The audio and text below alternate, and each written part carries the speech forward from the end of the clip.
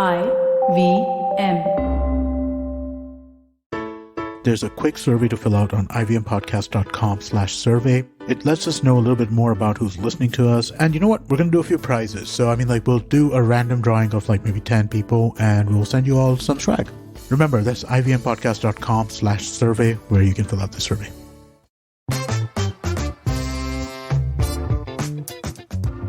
Welcome back to Think Fast. Look who's back from liposuction from Thailand. Yes, it is me. Oh my God, looking trimmer already, Varun. Looking trimmer already. I got all the fat off my face. I've put it all in my belly. That did not sound right. But yes, I'm back from very lovely Vodafone Tower in Paris. It was very nice. Your dad jokes just don't stop.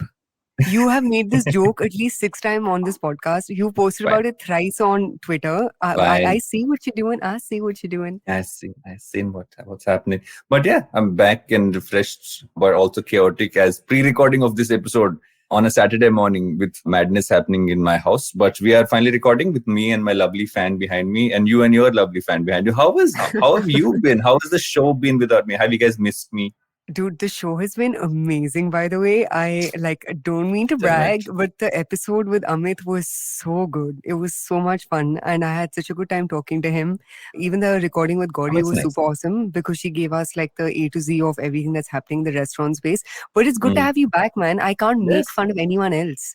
I just can't make fun of anyone else. So for the sake of my humor, I must tell you this. The number of people I meet who are like, how much fun Suchita makes of you is a statement I hear so often these days. And I'm like, yes, because I allow it. Because I allow it is what I say. I allow it, of course. Yes. Whatever helps you sleep at night. Yes, I sleep very well at night. I'm considering going from what you call bono meds to trying those. I'm getting increasingly targeted by those, one of those sleep strips. Although I sleep well, I'm intrigued to try those. But I'm also worried that what if I just feel groggy in the morning? So yeah, I feel like I want to experiment some of those things as well. Yeah, you should. There's this good one called Belly. But before we get into recommendations, Varun, we have an episode to get into. Sorry. Get into What's it. What's been happening in the space? What's been happening? So much has been happening. You missed out on 10 days of more controversies and more issues. There's been random fraud cases being slapped here, there, and the other.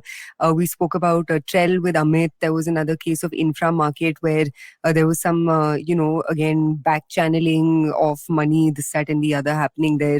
Fortunately, Mr. Shnir Grover is nowhere in the limelight anymore. No, I read an article yesterday. What?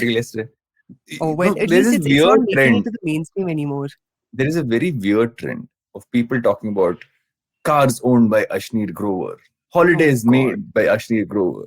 And I don't know, I guess I get targeted because you read one article, you get more articles like that. I see one of those articles pop every 2-3 days. So I don't know where that is coming from. But suddenly it's become this very bizarre version of showing how he spends his money. But, yes. It's screwed up. Even that, Gaurav Munjal post, which Amit and I spoke about last week, was also very weird and strange. But in any case, on to other news. Tech winter is coming. I think news is all around that companies need to start really, shoring in their cash reserves. You've already seen the likes of Instamart slash their valuation by 40% down to 24 billion, which cannot be good news for all the, quick com wannabes in India, I suppose. There have been a couple of acquisitions. I know we're going to be talking about a bunch of acquisitions. The most recent one I saw pop up is Imami has acquired Dermicool from Reckitt for about 432 crores. We were joking about the tweet that Kunal Shah made, which he got trolled for. God. I think my favorite part was when I think somebody tagged Ankur Warikoo when they said, can we explain this? It's Pehle main to samajh lu. This was my favorite response. But it was I don't know. But no also, one understood it. A little after, there was a tweet which Kunal made again about the fact about how you should not take criticism to your head and all that stuff. So I guess that was more a reaction to this. No, for sure. And I think more than criticism, I think the thing that's obviously interesting about Kunal is he's just got this really cool way of almost being chill with all that's thrown in his general direction. Given he's got 500,000 followers, you see all kinds of criticisms and naysayers and this, that, and the other come your way, right? He seems like he's very like chill. He's, it doesn't seem like he gets like his ego gets offended, or, you don't see him even making personal attacks to other folks who may troll him on his content. But that's that. Pet care continues to grow. There have been a couple of investments being made in all types of pet care startups. The more recent one being this brand called Benny's Bowl. You shared this. Daler Mehendi has Metaverse. Balle Balle land. Metaverse. It's still not as exciting as the Puja was. It's still not as exciting as the Puja was. Let me just put it out there, because that was something else. I think Balle Balle Metaverse will be funner than any other metaverse. That's true. Snoopers. Yes. Snoopers is still the best of all time. Nothing beats Snoopers. Yes, Queen. But what are we talking about today, Varun? You're back from your holiday. What has piqued your interest? We're talking about a bunch of stuff. I think it's acquisitions galore episode today. You're getting into all things FinTech acquisitions, ton of stuff, action happening in that space. I'm talking about something really interesting happening in the alco space with Diageo, and in the innerwear space with Reliance. Reliance is getting inner. I can't come up with a nice pun for that. I'm just going to let that. Let's leave the jokes for me. I'm just going to leave that joke right there.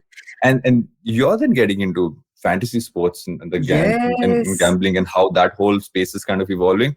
I'm popping in to talk about in this now weird reality that we're living in, where we've gone from work from home to also have to go to physical office, to Narayana Murthy's statement about saying that, Indian tech cannot function from a work from home scenario. So I have points of view on that. I know you will have points of view on this one about this whole work from home versus in office. We flipped the script now.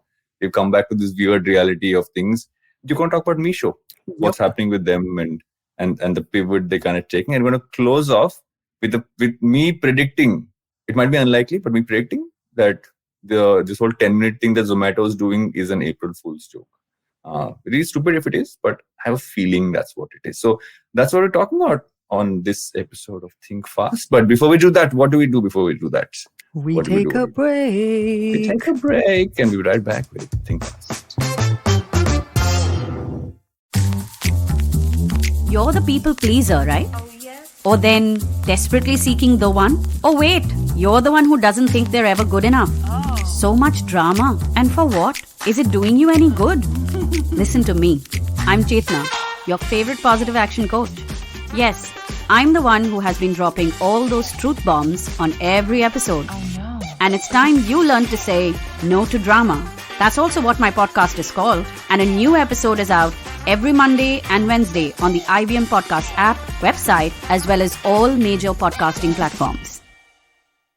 Welcome back to Think Fast, where I am liposuction Varun, and back and we're going to start off with our first topic of the day. Let's kick this one off. What are we talking about? Acquisition. Yes. So topic number one, ladies and gents, is all the acquisitions that have been happening in FinTech. And the real thing that kicked this off was, Cred apparently is in talks to acquire Smallcase, which I think the cap table reported, if I'm not mistaken. I just want to start by saying, I told you so. I told you so. I told you 2022 would be the year of acquisitions in FinTech. There was way too much money thrown into the general space of all things FinTech, especially in the last 6 months of the last year. So all of this has been, fairly predictable. And before I run through, the list of consolidations that have been happening across all of FinTech, what do you make of the Smallcase and Cred news? Did you see it coming? I saw it coming, and I don't know if I said this on the show. Yes.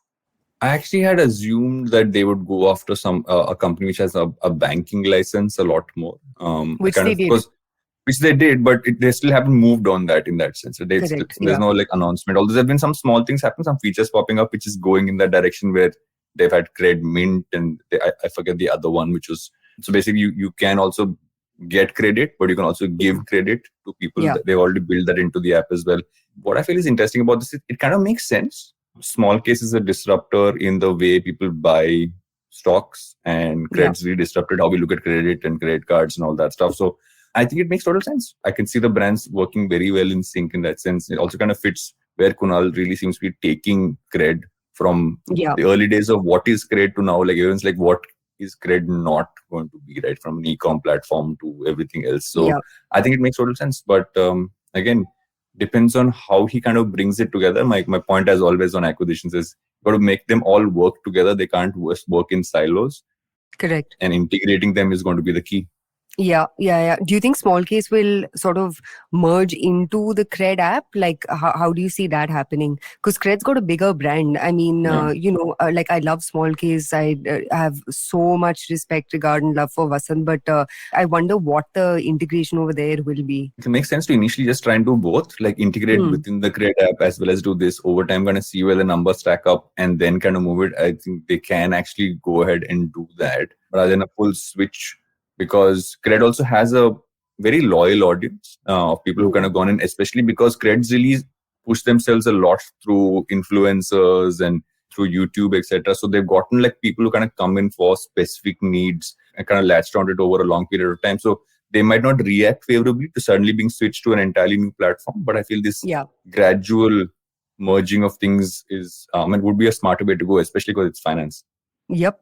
Also, Cred's been making a lot of changes. I didn't notice this because I'm not a big user of Cred, but one of my colleagues sort of brought up how their app has become much more simple. So I think generally Cred has realized that not everyone gets it, quote unquote, positioning. Literally, not enough people got it, and they seem to be simplifying everything, making it easier to navigate the app. They seem to also be cleaning up a fair bit. So, for example, I remember, and every company does this, right? All of us try a bunch of things. It's our job to, pimp out new experiments that we may be running on a platform, and some experiments last, some get killed. I think what I'm definitely seeing happen now more with Cred, because at some level you need to start justifying that, 4, 5, I don't know which billionth they're on, but you need to start justifying that valuation, right? And I think keeping the valuation justification, all of that aside, I think at the end of the day, it's important for every product to be very clear about what they do for their customer. And what Cred definitely seems to be leaning more into is this general positioning of all of your financial needs will be taken care of by Cred. I don't want to call it yet, but I wouldn't be surprised if like they gradually fade out their whole quote unquote, direct to consumer marketplace thingamajig, because I think so. Or it'll just become an engagement thingy on their app. Like it'll just become a way to keep consumers engaged. Because again, if you look at like, I was going through, actually this news prompted me to open up their app, and I was going through their app to see what have they been up to. And even if you look at their marketplace, that original positioning, which was like slightly LBB-esque of like, new age direct to consumer brands, they've kind of killed that. You see a lot of electronics and very, the kind of brands that I can imagine their customers wanting, right? Which is in the general sort of territory of electronics, men's grooming kind of products. And electronics by nature of the category doesn't have too many D2C players, right? They have, it's a lot of, like I saw Dyson on their app. So again, not to say what's on their app is what's selling. You never really know what's actually moving in the back. But I wouldn't be surprised if their model around commerce becomes more, let's just use this for engagement and for, getting consumers to come back. So use it to really drive up your DAOs and your, weekly active users. But I think their focus will double down on this full stack finance kind of app for this modern, affluentish, I won't even call them affluent, I'd say aspirational, male sort of like, user base. And that's what I see them morphing into. And if you look at their acquisitions, whether it's a Happy that they acquired for a cash and a stock deal, again, Happy essentially is a corporate expense management, sort of platform. And Happy has, about 6,000 businesses that they work with. They apparently manage work-related expenses for over 1 million users globally, with approximately 1 billion in annual spends. Their other acquisition, which was HipBar, which was essentially, in order to help them foray into wallet payments, into the wallet payments business. So the bank thing, right? Or no, that was New Tap. I'm forgetting which one of these it was, but essentially all of their moves have been more in all things finance. And it's not just them, right? If we were to stop talking about Cred for a bit and shift gears to, say, for example, Razorpay. Razorpay, in fact, has announced to acquire iZealand Technologies, which is apparently a leading fintech startup that provides payments technology solutions for banks. This is the 5th acquisition that they've made. They've acquired Curlec, Terra, FinLabs, OFin. Again, like just a lot of, financial, services services and products. Another company, and then I'll stop talking about this, is Open, which is a neo-banking platform for small businesses. They also made 2 acquisitions. So you're seeing a lot happening within fintech, which makes sense because there was way too much money, 9 billion to be specific, that went into funding fintech startups in the second half of 2021. And somewhere not all of these are going to be your big wins, right? And especially now that you're seeing the kind of crash that Paytm has seen, which arguably is the largest fintech stock 3/4 player, down in 4 months, and predicted to go even lower. So these acquisitions were bound to happen, but interested to see how all these companies shape up, man. I also feel this is, what generally happens. It's that cycle, right? That cycle of the fact that, there is a certain amount of money coming in, multiple startups with very specific use cases kind of coming up. And over time, a lot of these merge to create almost like, this is going to be like the financial super app phase where everyone's trying to build as many features, because where the real money is, to be honest, I mean, it is going to be in stuff like what a Happy does. All of that stuff is going to be, consistent revenue coming in that shows that the business is solid. And then the e-com place, some of the other places where they can kind of like boost just user engagement, like you said. Yeah, exactly. Yeah. The money 100%. is in the back end. It's the non-sexy part of the business, but that's where actually the 100%. money gets made. Absolutely. And just one last thing on this, I also think the advantage that Cred has is they have seen the mistakes Paytm has made, up and center, live in front.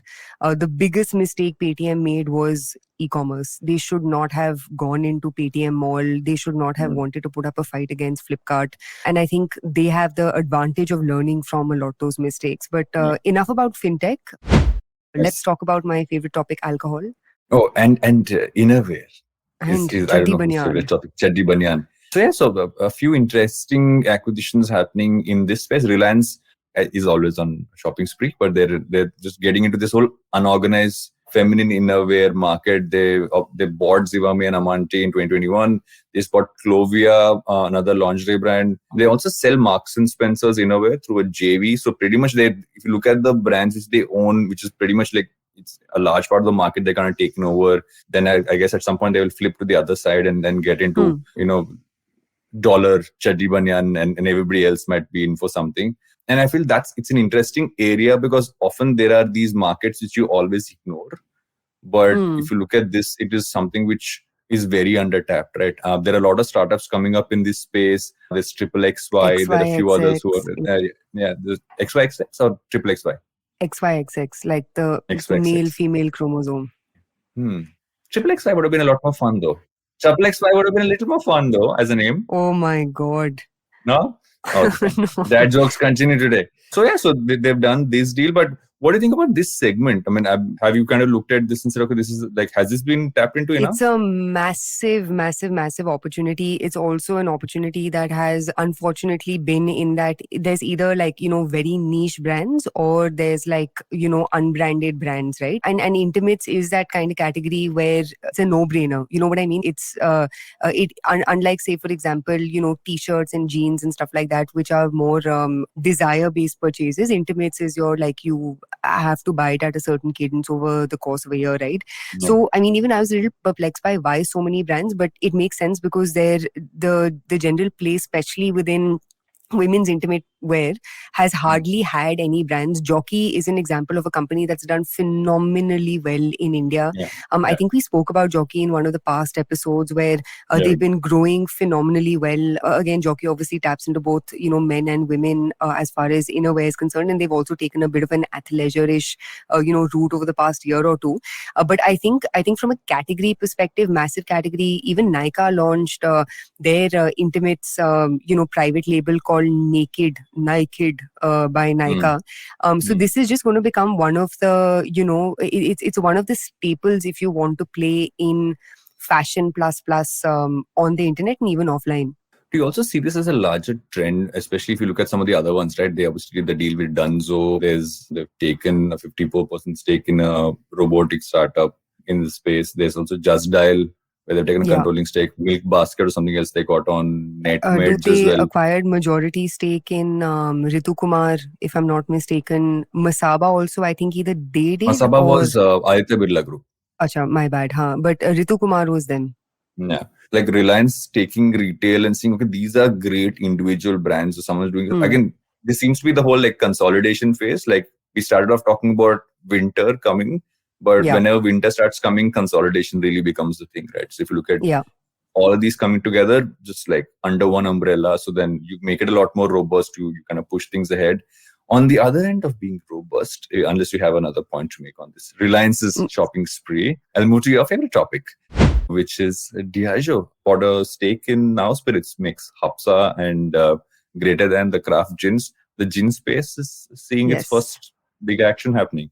Yes, and a fun fact, ladies and gents, Greater Than was served in Delhi for the first time at my wedding because the founders, because the founders are a really good friend of mine. No, but hi Anand, if you're listening, I think this is phenomenal. I think, I actually spent a lot of time with Anand to understand how the gin space works. It's obviously a minority of the market, right? India has a brown spirits market that's 90% of, where consumption goes. I think what makes Greater Than Hapusa and obviously many more that have come up, right? There's Stranger and Sons, and now like every single person with 5 rupees in their bank account is wanting to launch a gin brand. I think the really interesting thing, and that my takeaway from not just this news, but just gin in general, is how, 1% of a market, which is valued at tens of billions of dollars, a significant market unto itself, right? So, and I think the big win for gin has been just the movement around cocktail consumption in India, the movement around craft alcohol, which again, to be fair and to give them credit, Bira kicked off, right? I think the thing that, Greater Than and Hapusa will have to figure out over a period of time is, one, how do they not make the same mistakes Bira made? Because I think one mistake that Bira made was they went international very quickly, very quick. Without having figured out their supply chain. Remember, like 2 years ago, people be complaining on Twitter, I can't find Bira anywhere. So I think sorting that out will be interesting, because I know Hapusa definitely has made some headway in European markets and is available, internationally. I do think what's interesting about their strategy is that on day one, they started with a high-low, right? So they started with Greater Than, which is, comparable to Blue Ribbon.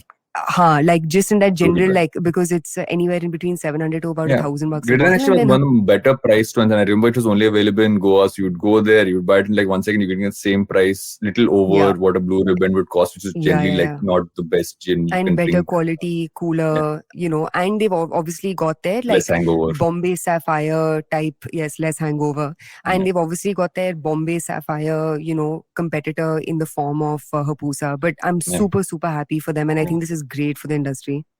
I feel what it also does is it really opens up the space on multiple ends, right? It's not just the alcohol side where you're going to talk about their multiple gin brands. And as the gin brand expert, it's also very young, right? If you look at it, younger folk drink gin. You mentioned cocktails as well.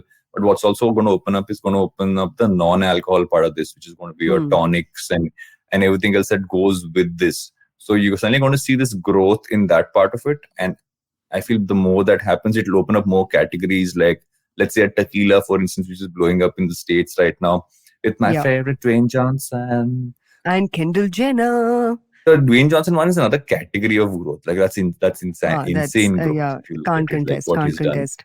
Actually, at some point, we should discuss that, because there was this really interesting thread on how it's grown, which is basically the fact that he did it by just doing Terrimana Tuesdays and just drinking Terrimana tequila on his Instagram every Tuesday and sharing people who are drinking their own. And that guys, was Varun is lockdown. really aging, because we have discussed this on one previous episode of Think Fast, which he has forgotten. Yes, we have. Really aged. Oh my God. Yes, you really have. I come back very nice. I think this is what happens when you have a good holiday. You come back and repeat things you said before the holiday.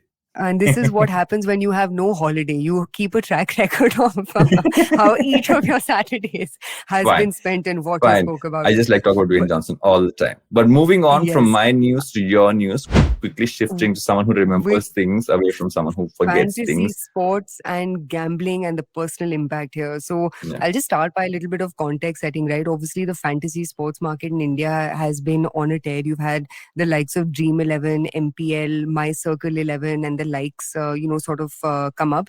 Fantasy gaming revenues are expected to cross $3.3 billion by FY25 as per a Deloitte report. Majority of the share within fantasy sports is obviously in cricket, as goes without saying. I think the interesting thing about this market is like it's in a bit of a slippery slope, right? Like if it if it tilts a little bit towards the right, it falls into gambling, which is not allowed in India. If it tilts a little bit towards the left, it falls into, gaming, which obviously is a larger ecosystem and a larger market. To play within, and you're obviously seeing all kinds of microtransactions also come up in gaming. But I think what makes fantasy sports interesting is how they've managed to straddle the line in between gaming and gambling and not fallen into the gambling bucket, though let's see how long that lasts for, because there's this really interesting article on restoftheworld.org which essentially spoke about how a fantasy sports app are driving a surge in gambling addiction in India. And obviously they gave an example of this one guy who works in the railways, has lost a shit ton of money to the extent where he was suicidal. He tried killing himself. He got admitted into a psych ward in Calcutta, came out the psych ward, is still back to gambling, but now is, measuring the way and the amount he spends. So I think the tricky thing over here is how unregulated it is. So let me ask you, what's the regulation that you can put here, given how it's neither here nor there? It's tricky, right? Because at some point it's gamified enough, the fact that you'd want to do more and more. And if you don't make the money part large enough, then it doesn't make sense as a business. But I feel the guardrails really is that you got to kind of almost have limitations on how much people can kind of play. Almost have some caps there. A lot of these gambling apps have that, right? You kind of put money in certain quantities.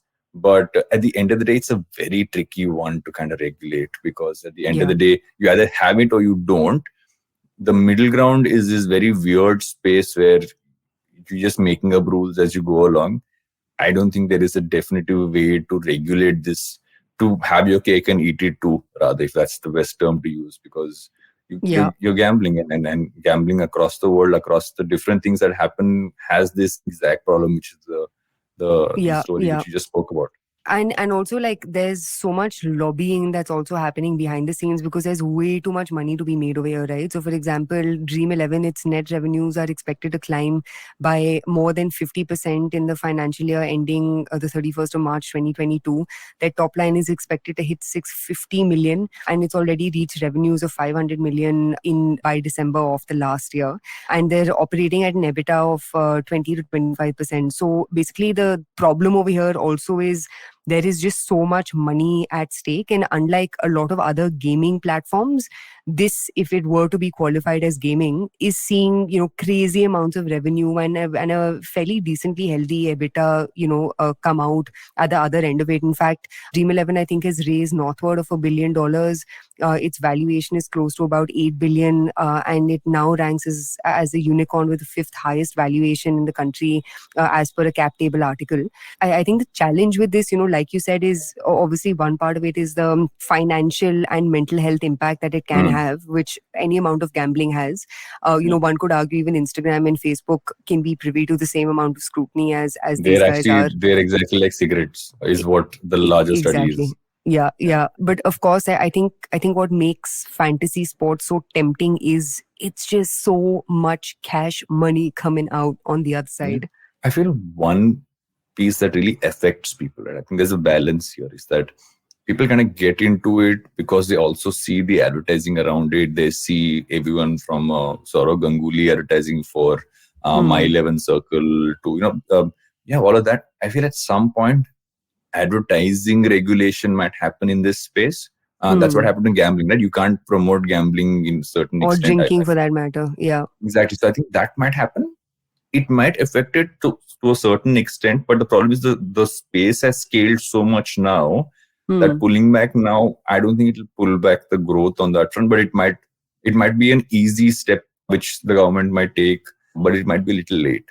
Yeah. And if we had to, just look out of like the usual suspects of like, Dream 11 and My 11 Circle and this, that, and the other, I think what's interesting, if we had to look at gaming as a space, especially in the context of cricket, is there's so many more interesting sort of, startups coming up, right? Which are tapping into that same sports spirit, which is obviously, omnipresent and everywhere in India, but doing it in an interesting way. So an interesting startup is this one called Fan Craze, which, apparently has got rights from the ICC to create NFTs and, non-fungible tokens and digital collectibles. And again, that as a space is also fairly interesting to see, grow in the grander scheme of gaming, but not as, I don't want to use the word exploitative, because that's an outcome of anything that's designed, that's overly gamified and designed to, gamble, but it's obviously less exploitative than, your typical gambling kind of scenarios. Yeah. I feel what's interesting with this, right, is that you're saying that you can participate in a fantasy league piece and you can also own a piece of what's going on there. If you look at all these things, they kind of add up to one thing, is that you're taking sports and you're making them more interactive. Accessible. Like you're not just an audience, you're also interacting with it in some form. You are doing something, which is the big driver in this. The big driver is that I, as an audience member, and I'm not just watching or just even commenting on, let's say, the Hotstar app or wherever else I'm there, but I'm actually doing something. I'm competing as well.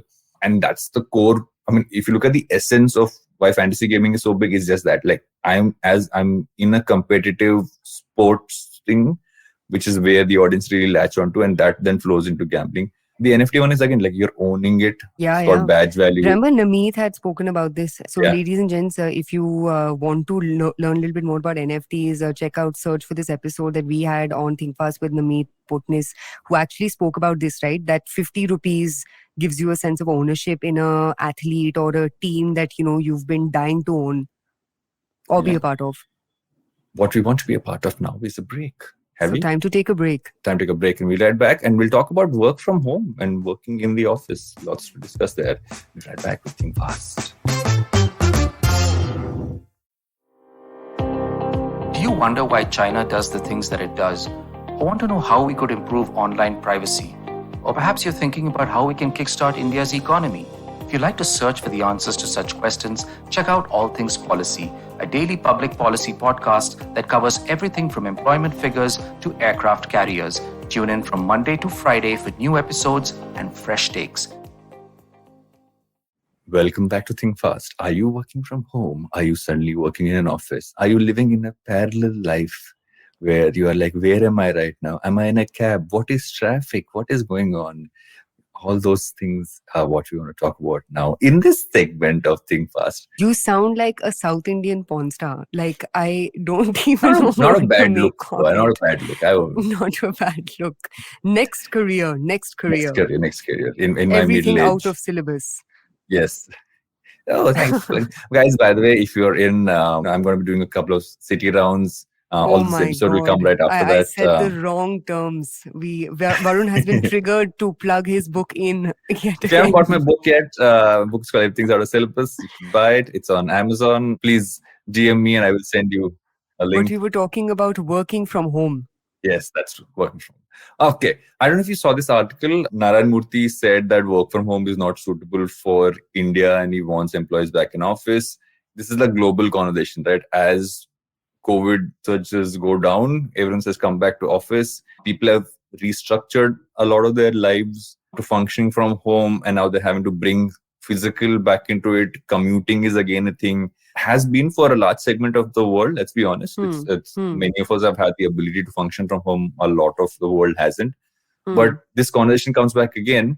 I was a very pro work from home person, but the more in-person meetings and catch-ups I've done brought back why that is the best way to have human interaction. But what's your perspective on this? Like, how is this going to work, considering now we've flipped where we've gotten used to work from home and now we need to go back to office?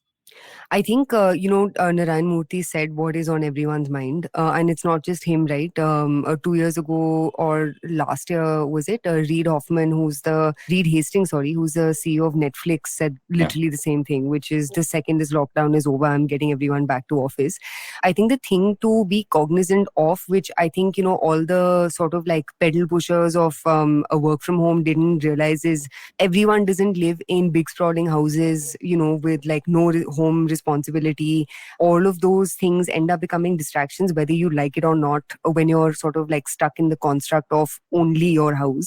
And I also think, whether we like it or not, Indians are control freaks, especially Indian employers. And I say this as an Indian employer, right? At some level, there is this sense of, trust, distrust, which is this constant back and forth in between employee-employee relationships. And keeping that part of it aside, I don't know, man. I have been back to office now, ever since we were allowed to get back to office post this Omicron sort of settling down.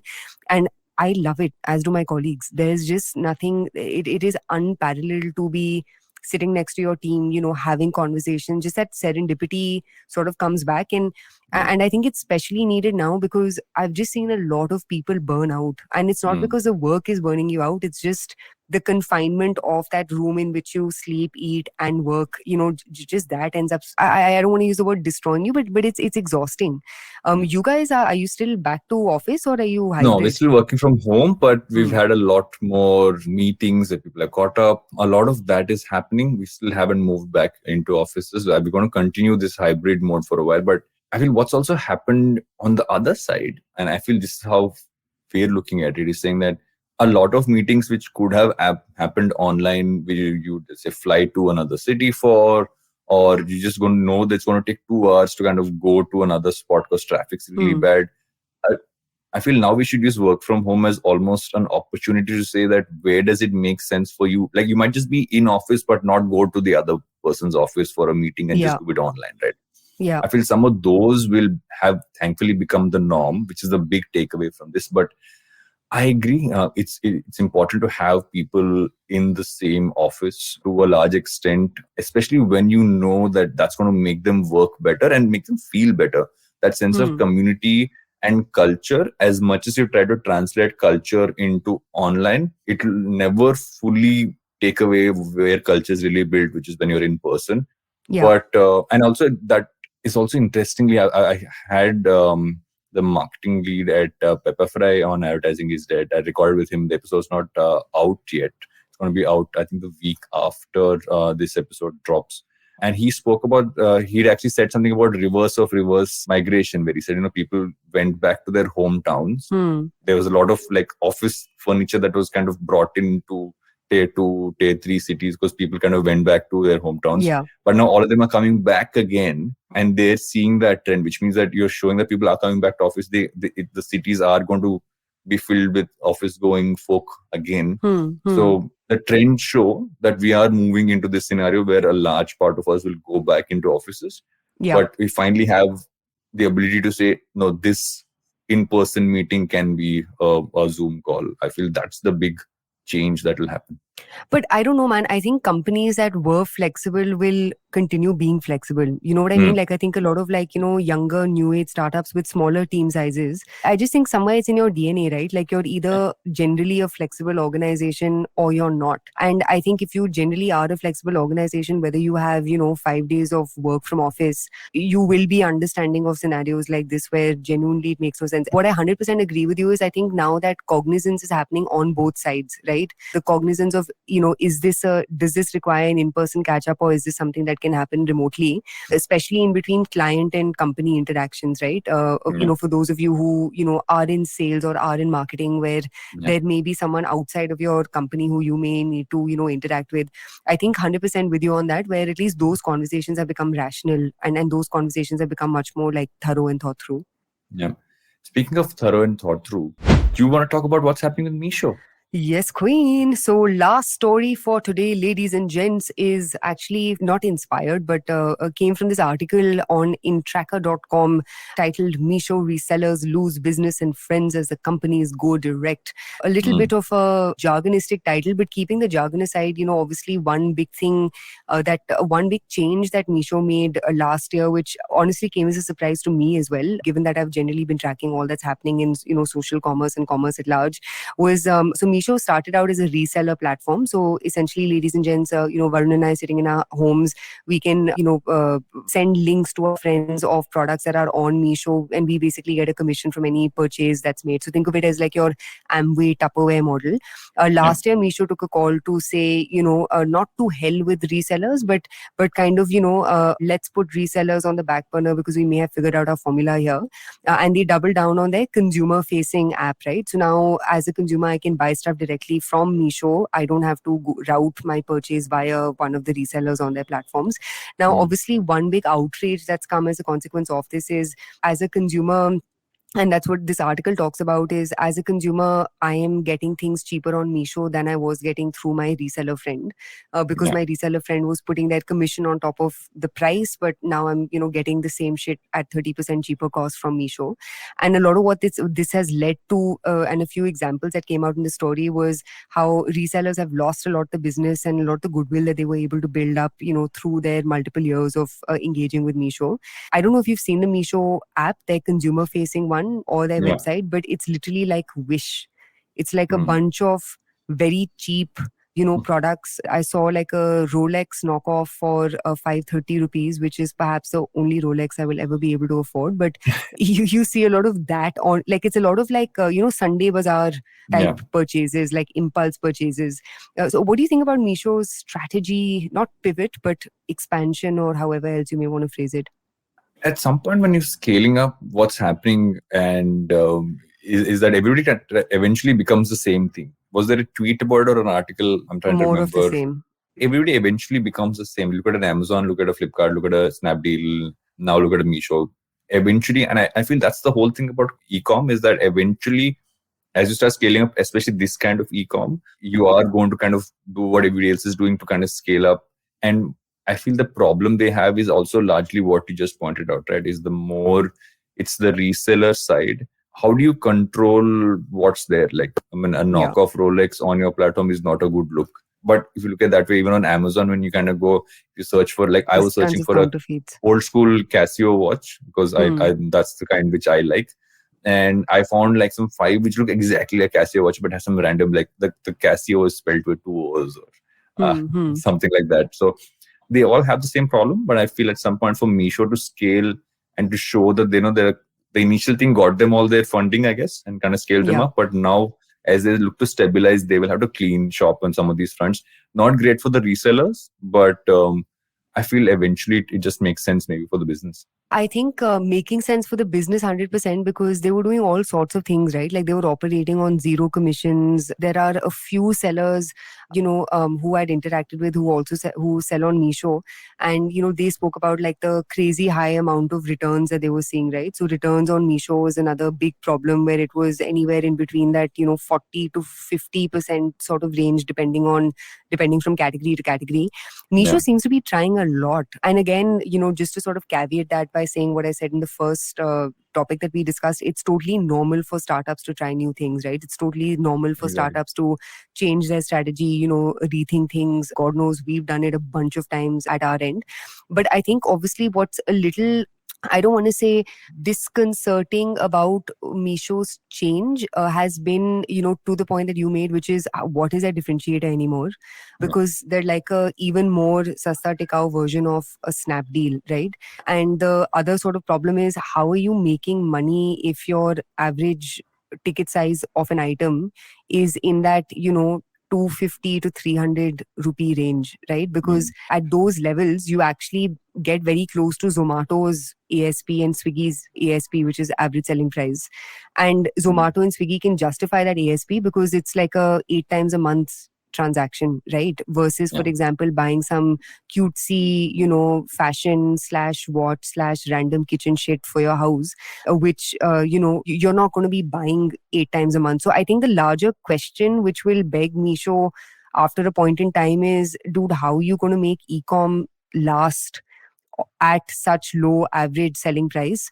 And the second is, even if you look at the battle of Flipkart versus Amazon, right? Amazon, I think, I don't know if they publicly say it, but they're very clearly a tier 1, tier 2 product. They haven't, and I think that's been one of Flipkart's big Achilles heel, where Flipkart is too skewed into, tier 3 plus. And I think a lot of what Flipkart's trying to do now is, foray into your tier 1, tier 2 audiences. So again, to the point that you made, more of the same. After a point in time, everyone's going to want to go after a tier 1 customer, because you need those average selling prices to make your business also make sense. Also, not just average selling price, the amount of purchase. I feel the frequency of it as well, right? The frequency is far higher in tier 1 than you would have in tier 3 plus. Is what at least I've seen, that the wallet size is much higher. I think wallet sizes again is like question mark over there, because for example, if I'm in a tier 3 city and my monthly discretionary spends on, let's just in quotes call it random shit, right, within lifestyle categories, if it's $1,000, that basically means I can potentially buy 5 times on Meesho if their average selling price is 200 rupees or 250 rupees or whatever it is that they're hovering around. So it's just this lifestyle categories don't have this kind of frequency. Like lifestyle categories, and even Wish in the US has been a bit of a disaster. I think they listed last year, if I'm not mistaken. They IPO'd about 18 months ago. I think even they've seen highly volatile IPO sort of like public markets panning out for them. So if Meesho's trying to be the Wish of India, if Wish hasn't been successful in the US, where again the ASPs are higher, there is that ability to buy. Think of it as, a friend of mine, he is obsessed with buying random shit on Amazon. So it's like literally. So I feel that like friend. I am also that friend. Perhaps you are that friend, but it's almost like Meesho's taken that segment of like random impulse purchases. But I feel like the audience that they're doing it for and the categories that they're doing it in are little like, what's going on here? But honestly, the founders, super, super, super smart, and they seem to have enough cash in the bank to, take their time to figure this one out. Exactly. And the thing is that eventually what it comes down to, no matter, and this is the tricky part for someone who is relying on businesses like Meesho, etc., is that eventually what calls they will take will be what is right for their business, right? At some point. And that's what they're all going to do. And that's what they should do, because it is a business. So yeah, it's been interesting to see how they've kind of built differentiation while also doing what everybody else is doing.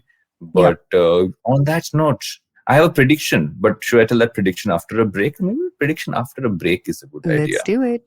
Yes. Let's take a break and right back with something which I will predict, which I actually kind of gave away at the start of this episode. But still, I will reignite that prediction. So we'll take a break and be right back with Think Fast. Don't you think that if everyone around you is getting smart, you better be smarter? Hey there, I'm the traveling professor Siddharth Deshmukh, and I'm back with season 2 of my podcast to make you smarter. Smarter with Sid. What's this season's focus about? Well, it's about 10-minute nuggets that will make you stand out at work. It's time to go from smart to smarter. Tune in every Tuesday and Thursday and become smarter with Sid. Welcome back to Think Fast. I have not done weird voice. I will do my normal voice, which is now sounding very weird because I'm talking like I am a General Duggirala here, giving you a prediction today, which is basically that. Have you been reading about the 10-minute delivery thing on Zomato? Have you understood it rather? Because I haven't understood. Sir, did you not hear our last week's episode of Think Fast? Oh my God. I did not hear it at all. I was enjoying myself in Paris. Okay, I was in Paris having fun. Okay, now that you're back to cycling sweaty, through the lovely smelly streets Bombay. of Paris. Yes, but now that you're back to sweaty, smelly Bombay, you must hear that episode, because Amit and I had a fantastic conversation on 10-minute and Blinkit and why is it a feature, not a product. I mean, Blinkit, Zomato is one thing, but yes, this Zomato attempting 10-minute deliveries by themselves is interesting. What are your thoughts, man? Your story, your thoughts? My thoughts are exactly, if someone should just go on Instagram, go to Jose's account, that's HOEZAY, and look at the last reel he made on 10-minute delivery. That is what I feel, which is basically you order and you suddenly hear a bell ring, and outside there's a guy who's cooking, who's sitting outside your house. Because how are you going to cook in 10 minutes? Come on. I think it's an April Fool's joke that went really sideways on them. This episode drops, I think, a day before April Fool's Day, which is the 1st of April. I have a feeling that's what it is, because it doesn't make sense unless you are giving people frozen food from a dark kitchen that is pretty much just like heated up and sent. Just the fact that how is food going to be done in 10 minutes unless you are only supplying Maggie? I don't know. Yeah, I mean, I don't buy that criticism because I think there's a lot like sandwiches, idli, sambar, dosa. Like there's a lot of like basics that can be, dal, chawal. There's a lot of basics that can be pre-prepared, packed into whatever tins and sent across. I don't fully buy that, like how will you prepare food thingy, because there's a bunch of food that can be pre-prepared, kept ready. The same way if you go to a Starbucks, right? Like they've got sandwiches that are ready. You just have to pick one up and you can predict demand, you can predict supply. All of those things over time become predictable. I think there's this whole furor on the internet about like, is it necessary or not? That criticism I don't buy, because I think like even 30-minute food delivery was never a necessity, right? You could very well go to your like local food guy downstairs. If you cared so much about the planet and so much about the, health and well-being of like riders, you would not order the cheapest shit on Zomato and Swiggy and use multiple coupons to drive the price even lower. You just operate in a much more different and a much more like mindful way, right? So I think this criticism of like, is it needed? That I don't buy. Is it possible? 100% yes. There's a lot of food that can be prepared much in advance, which just needs to be packed and, shipped out. My response to 30 minutes to 10 minutes thing is that 30 minutes I get, but does 30 have to become 10? I don't think so, is where I am at. Like, it's not necessary to bring a 30-minute delivery down to 10. I weirdly enough, and because I use Dunzo a lot, and Dunzo's never giving me stuff in like less than 30 minutes.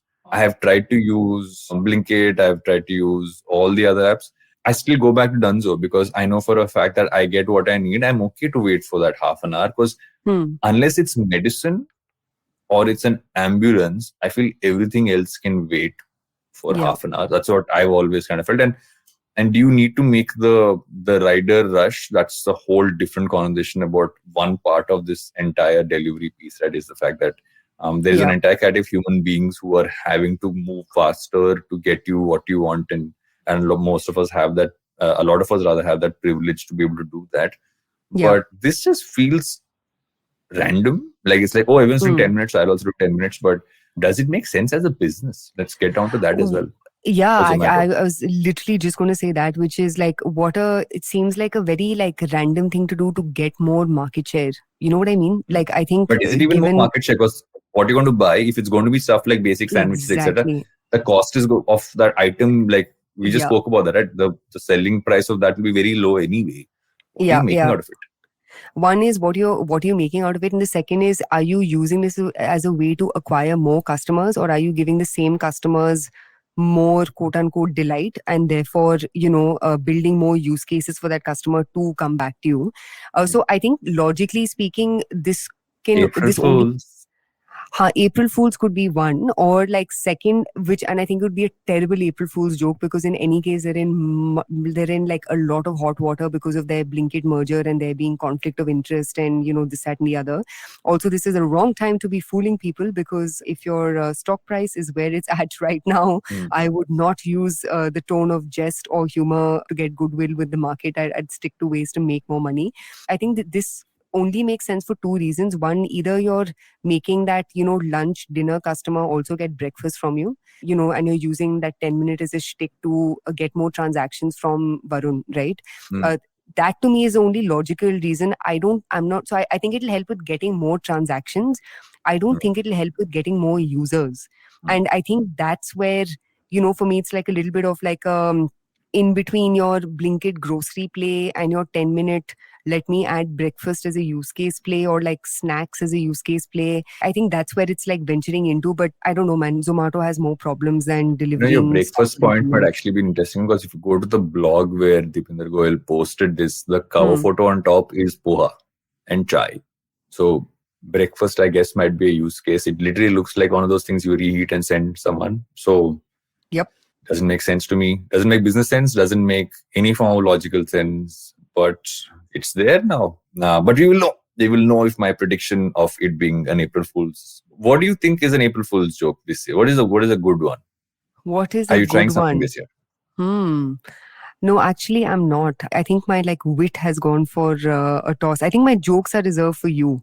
So, You know that who's the person who has fooled me on April 1st the most in my life? who? My mom. My Oh mom my every God. year somehow She tells managed you to you're pull something adopted out of the on the hat. 1st of April. She does something and I'm like, Varun, आप मेरी बच्ची नहीं हो. आप मेरी बच्ची नहीं हो. hasn't gone that far yet. But but every year I'm like, how Varun, do you you are do a this? mistake. Varun, you're a mistake. that Varun, is we a whole picked you different up from the conversation. street. Yeah, in any case, I can keep going on with this. Yeah. I once had to convince my sister that she was actually a hybrid mutant animal who we had to shave the hair off her, and that's how she God. became when she was like Your 8. sister must love you. But Yeah, recommendations, do you have any recommendations for April Fool's jokes or any other recommendations for our listeners? Don't order things in 10 minutes. You can wait for 30 minutes is my recommendation to everybody. I'm just generally like, why do you need it so quickly? Chill karo thoda life mein. Okay. Chill karo thoda life mein. I think my recommendation now that it's time to chill, given it is 500 degrees outside in Delhi right now, and I don't even know how hot and gross it is in Bombay. But my recommendation would be this amazing new brand that I tried for agave / tequila called Pistola. It's Goa-based, ladies and gents. We've spoken about Pistola and Desmond G on this show before, but I got my hands on Pistola from a friend, and it is just sublime. So if you're going to Goa, pick up a bottle of Pistola and enjoy a nice tequila sunset to make summer slightly more bearable. What I've actually found is that I actually really like sparkling water.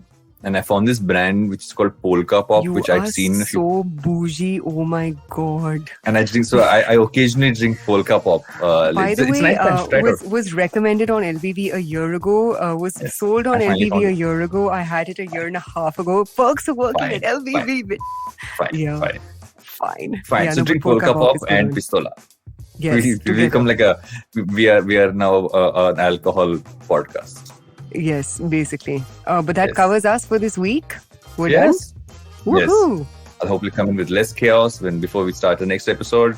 And me and my lovely fan will hopefully not be in the same position. Where's my hand? Here, there. Yeah. Mirroring is confusing. For those who are listening to it, I'm just doing random shit right now. So, but before I do any more random shit, it's time to call it an episode. Yes, Queen. Toodles, my noodles. Bye, guys. Toodles, my noodles? That doesn't make any sense. But it rhymes. Okay, Varun. Whatever makes you happy. Bye, guys. Hey, everybody. It's been another great week on the IVM Podcast Network. On Advertising is Dead, Varun talks to Pallavi Uttagi of Super Bottoms and Mamta Roy of Odette Style. They reveal how they built their respective businesses completely online. On Postcards from Nowhere, Utsav tells us the story of nutmeg and how it became the world's most violent spice. On Big Talk About Tiny Humans, Devi Shobha and Meghna share strategies on how one can balance screen time and family time. On Hansvani, hear the story Koi Parichit. It reflects India's belief in humanity and the unanimity it showed in the face of the COVID-19 pandemic. On Tere Mere Raste, Keshav takes us to Jaisalmer, a city where sand, sandstone and water come together to weave a magical story of valor and view. Do follow us on social media. We're IVM Podcast on Twitter, Facebook, Instagram, and LinkedIn. And remember, if you're enjoying this show or any of our other shows for that matter, please do tell a friend. And don't forget to rate us on any of the platforms you're listening to us on. Also, remember, we're on YouTube. You can check us out on ivmpodcast.com/YouTube and get a list of all the YouTube channels we have active at this point. I'd also like to make a quick note that we're doing a small listener survey, and it would really help us if you could fill that out. You can go to ivmpodcast.com/survey. And finally, we'd like to thank our sponsors this week, SBI Life Insurance and India Water Portal. Thank you so much for making this possible. Remember the days when our granny used to narrate once upon a time stories? Let's bring back the good old days of moral stories with Storytime Tamil. Hi, I am Ravishankar Balachandran, host of Storytime Tamil podcast. I would like you to entertain and educate your children with stories from Storytime Tamil. Tune in to the new episode sharp at 7 p.m. every day on IVM website, IVM podcast app, YouTube channel, or wherever you get your podcast from.